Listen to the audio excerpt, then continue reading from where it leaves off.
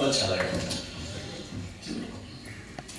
शास्त्री जी आए हैं तो मैं हमारे ज़्यादातर सौराष्ट्र में जो रास की लीला जो वर्णन होता है गाया जाता है वैसे एक वृंदावन का गीत सुनाऊंगा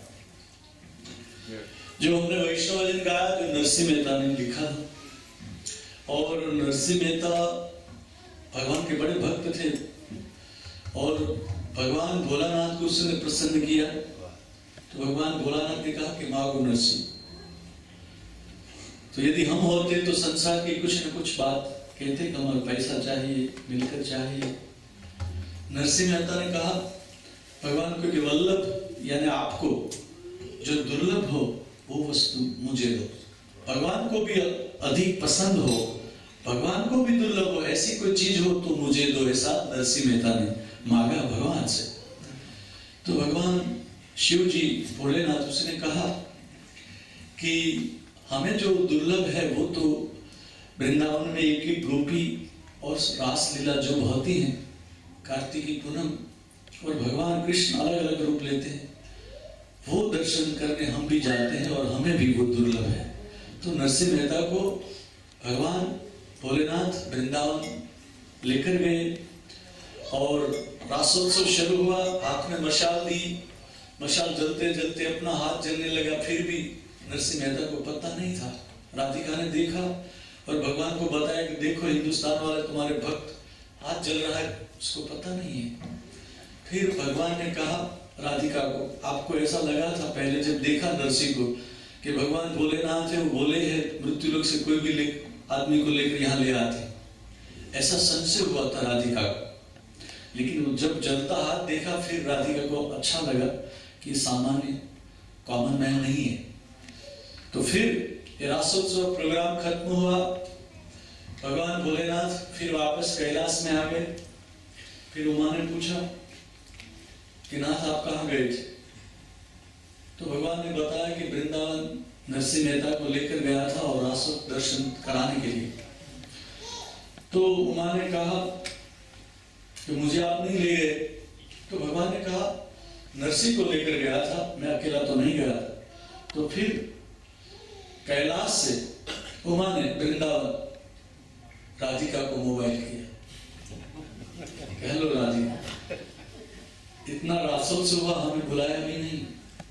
तो राधिका ने कहा कि नेक्स्ट प्रोग्राम जब होगा कार्तिकी पूनम हम जरूर कहेंगे। फिर सुबह में एक बार भगवान भोलेनाथ ने ध्यान में बैठे थे, उसी वक्त उमा का मोबाइल की रिंग बजी, सामने से राधिका कहा कि इस पूनम को आप आ जाना, लेकिन ध्यान रखिए आपको ही आना है, जेंट्स नॉट अलाउड। क्योंकि भगवान कृष्ण एक ही गोपी का सामने लेने वाले हैं। फोन रख दिया, लेकिन भगवान भोलानाथ ने कहा उमा को कि यदि उमा मुझे आना हो तो उमा ने कहा कि इनविटेशन जिस गोपियों को दिया है वही आते, जेंट्स को किसी को पता भी नहीं है, आपको आना भी नहीं है। फिर ये तो भगवान भोलेनाथ जति सती एक बार तय कहते हैं कि हमें जाना है, तो भगवान कहे मुझे आना है उमा। तो उमा के आप कैसे आएंगे? तो फिर भगवान भोलेनाथ ने अपना आइडिया बताया कि यदि मैं गोपी बन जाऊं तो आ सकता हूं, तो जरूर आ सकता हूं। देखिए बस यहाँ से भजन शुरू होता है। उमा कहती है आप नहीं आ सकते, भगवान कहते मैं आऊं, कैसे आना वो मैं बताता हूँ, ठीक है।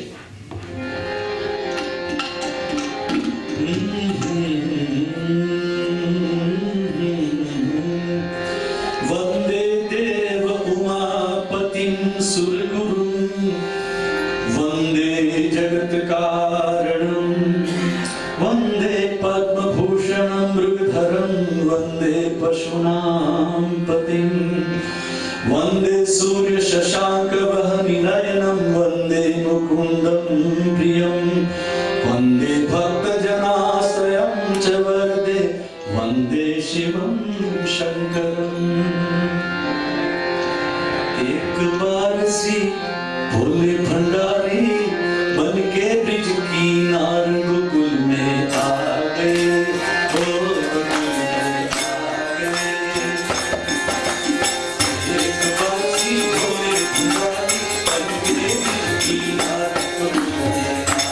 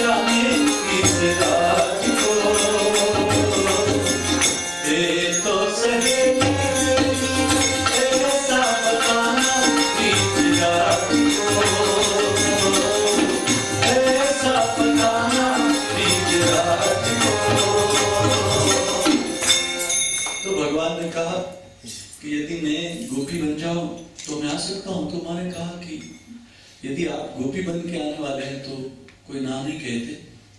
तो फिर भगवान भोलेनाथ उमा से कहा कि तो मैं कैसे गोपी बनूं। तो उमा ने 16 श्रृंगार का श्रृंगार भगवान को करवाया और मैं समझ रहा हूं कि अपनी सारी जो भी ज्वेलरी वो सब भगवान को पहनाया।